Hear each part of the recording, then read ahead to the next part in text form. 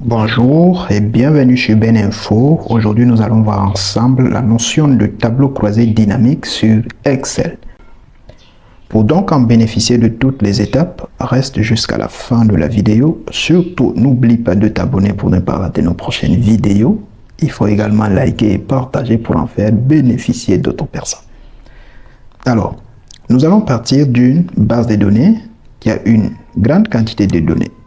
La première des choses que nous devons savoir, c'est que notre base de données doit être correcte. C'est-à-dire quoi? La base de données ne doit pas avoir de lignes vides. La base de données ne doit pas avoir de colonnes vides.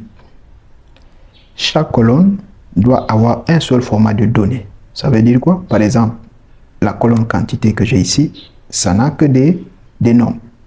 Du début jusqu'à la fin, les nombres. Il ne faut pas qu'il y ait des nombres, des caractères non numériques sur une colonne. Ensuite, il ne doit pas avoir de subtitres, donc un seul titre pour chaque colonne. Voilà les fondamentaux.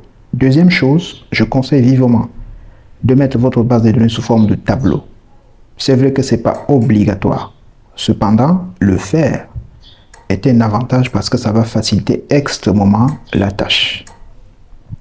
Ensuite, nommez votre base de données.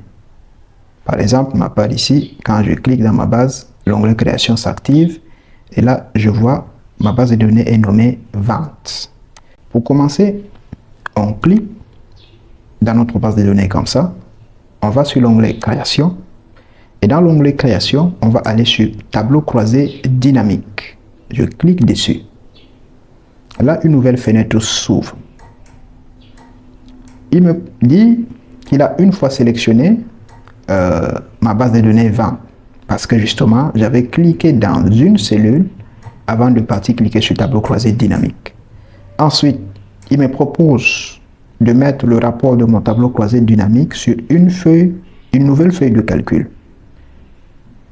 C'est ce que je souhaite ailleurs et je conseille même de faire un rapport par tableau croisé dynamique, surtout pour les débutants. Je clique sur OK. Là, Excel m'a généré automatiquement une nouvelle feuille avec ici à gauche, là où il y aura le rapport de mon tableau croisé dynamique, à droite, les champs. Dans les champs, je vois ligne, colonne, somme, valeur, filtre. Ce sont des éléments que nous allons utiliser. Et en haut ici, je vois les titres des colonnes de ma base de données. Là, il y a l'onglet Analyse qui me permet d'accéder à ces différents éléments. Autre chose, si je clique en dehors de mon rapport de tableau croisé dynamique, les champs disparaissent. Donc, si vous ne voyez pas les champs, c'est que vous n'êtes pas dans le rapport du tableau croisé dynamique. Il suffit de cliquer là et vous allez voir les champs. Ensuite, si vous êtes dans le rapport du tableau croisé dynamique, mais que vous ne voyez pas les champs, c'est que ça s'est désactivé ici. Vous voyez, au niveau, dans l'onglet Accueil, vous pouvez avoir affiché et liste des champs. Lorsque c'est décoché, malgré qu'on est dans le rapport de tableau croisé dynamique, vous pouvez ne pas voir les champs. Supposons maintenant que nous voulons connaître le nombre de ventes par nature de pub et par produit. Ça veut dire quoi? Nature de pub. Est-ce que le produit a été vendu par prospect, par recommandation ou par simple découverte? Combien de bics ont été vendus par prospect? Combien de bics ont été vendus par recommandation? Et combien de bics ont été vendus par simple découverte? C'est de ça que nous voulons trouver un rapport. Alors, là, je veux venir au niveau des mes champs, choisir un champ. Là, je vois nature par pub. Je clique dessus, je maintiens et je glisse, je mets ça en colonne. Et directement ici, ça me dit prospect, recommandation, vide. Ce qu'il appelle vide, ce sont les découvertes en réalité. En ligne, je vais mettre la désiation, c'est-à-dire le nom de mon produit. Je clique sur le champ, je maintiens et je glisse, je dépose au niveau du lit. Vous voyez, je vois bic, boîtier, cachet, clavier, imprimante, moniteur, ainsi de suite. Ici, il me faut les différents nombres. pour avoir le rapport. Pour faire ça, je vais venir choisir quantité. Ici, je glisse avec et je dépose au niveau des sommes des valeurs.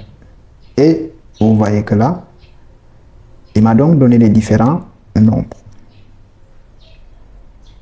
Il dit quoi? 309 bits ont été vendus par prospect, 0 vente par recommandation et 5 ventes par découverte. Même chose pour chaque produit. Et au total, il me dit 470 produits ont été vendus par prospect, 59 par recommandation et 43 par découverte. On se rend donc compte qu'en réalité, les prospects sont plus intéressants parce que ça nous permet de vendre plus de produits. Ça permet donc de prendre une décision dans l'entreprise et dire il faut foncer avec les prospects parce que ça remporte plus. On peut revenir ici et créer notre tableau croisé dynamique. On va suivre le même schéma que tout à l'heure. Je clique sur création, ensuite tableau croisé dynamique, sur vente, nouvelle feuille. Je clique sur OK. Et là, je vais par exemple voir quel est le produit qui a plus à remporter des bénéfices. Je veux choisir de mettre toujours produit en ligne. Et encore nature de pub. Et là, maintenant en valeur, je veux mettre bénéfice. Et là, ça me donne des chiffres qui ne sont pas très lisibles. Pour que ces chiffres-là soient bien lisibles, je reviens au niveau de somme de bénéfices là. Je fais un clic. Je choisis paramètres des champs de valeurs. Et là, je choisis format de nombre. Je vais choisir monétaire. Par défaut, c'est euro. Bon, comme c'est à titre illustratif, je vais laisser euro comme ça. Et je clique sur OK. Ensuite, OK. Vous voyez que là, maintenant, ces chiffres-là sont bien arrangés. On va donc se rendre compte que les ventes par prospect ont donné comme bénéfice 1 972 450 euros.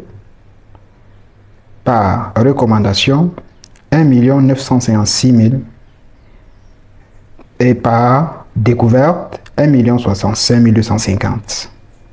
On se rend compte toujours que le bénéfice le plus élevé, c'est par prospect.